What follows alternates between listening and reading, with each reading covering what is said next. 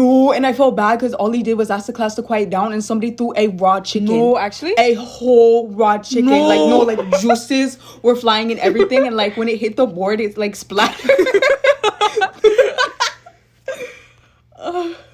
So when was the last time you were truly happy? Come on, man. No, actually though, like for real. Like, no, like Seriously. 2 seconds ago before you just asked me. Howdy.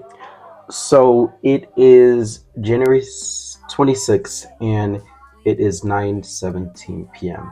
And this one I don't think I'm going to post as because yesterday I had really nothing to do but to wait for the nurse to come and to do the injections for me. So this video I will not post. I'm not doing any editing tonight. It's 9:17 p.m. January 26th, and tomorrow is the big day.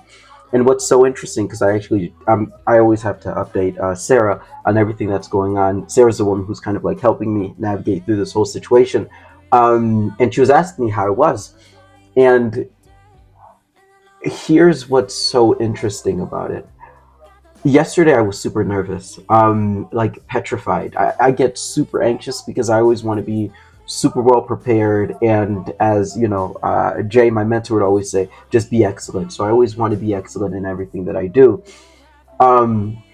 But I've already prepared as much as I could for everything regarding this. Like, I've taken all the injections. I had to put on some weight, so I stopped my intermediate fasting, and I put on 7 pounds just to make sure I had enough weight to carry and to donate the blood for her.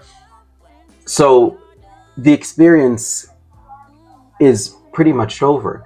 And so when I was texting Sarah, I made an analogy to theater, because I did theater in high school. I don't know if you can tell, but I did theater in high school. And so I would always get super nervous because when we had before opening night, we had these very, very intense rehearsals, and they were excruciating. You know, we went home at 11 p.m. at times on a school night, but we had to be prepared for opening night. But then when opening night came around, I was as cool as a cucumber. I don't even know why people say that, because I don't think all cucumbers are cool, but that's a different story. But I was super chill because there's not really much else to do. So that's kind of how I feel about tomorrow as well. I feel very prepared. Yes, of course, there's still some nerves. I absolutely still hate hospitals. I still hate needles. So of course, those are some sticking points. Sticking points. But I feel much more relaxed than I did yesterday. And just to add in one more gem, one more lesson, as I was walking with Anne, because today all her and I did, because tomorrow's a very heavy day for me, because the procedure takes about 6 to 8 hours. So today all we did was walk around and eat and chill, and we made some videos. We'll post that later on of the different places where we ate. And as we were walking, we passed by some of the apartments, and they had these really nice balconies. And I was telling Anne that it reminds you of my time in Berlin, where we would sit in the balcony and just chill and relax, and Barum would always make like this chai, and we just sit down and philosophize. And I bring that up to say that, like, opening day tomorrow is a big day for sure. Like, I see the significance of what I'm doing, but also what's also significant are these meaningless moments as well, where we're just going to walk around and eat at different places and make videos and post it online, and who knows who'll like it, who knows where it'll go. But those moments kind of it gives us a break, and it offers some space for all the serious aspects that happen in life. Because I would tell you that, like, of course, like in Berlin, the significant moments were like the symposium and doing my master's degree. Like, yes, all of these moments were significant, but the meaningless, but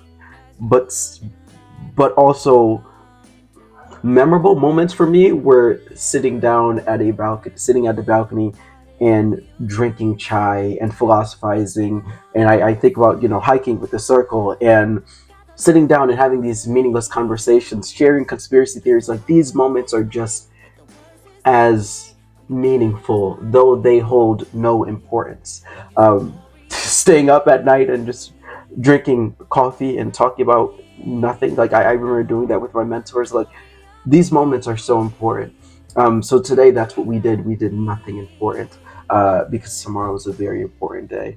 Um, and I also wanted to add one final thing before I wrap this video up. Of course, like I had said in the previous video that I'm very arrogant and egotistical and selfish, and those aspects are true. But I also wanted to say why I don't talk about the person who I'm helping for several reasons. Number one, there's medical privacy added concerning that, and number two, I also know very little. And the reason why they do that is simply because of the fact that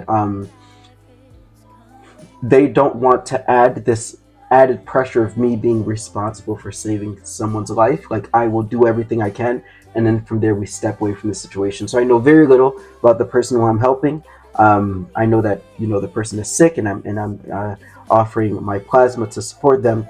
But I after 6 months, and when as I speak this into existence, when this procedure is successful, after 6 months we can write a letter to one another, and after a year we can meet in person. But that's as far as it goes. So by the way, I'm not sweating because I'm nervous. I just came out of the shower, so I wanted to add that in as well. So that's kind of it. Tomorrow is what tomorrow is, and it's a significant day. And I think the lesson today was just to make sure that before you have your opening day, make sure you enjoy and have these shared meaningless moments with the cast. See what I did there, the analogy, and enjoy that time with your friends. Talk about nothing, relax. I don't know, maybe we'll just watch a meaningless TV show tonight, or I'll just head straight to bed because I feel really, really good. I feel like I did everything I could. That's it. You'll get this when you get this. Bye.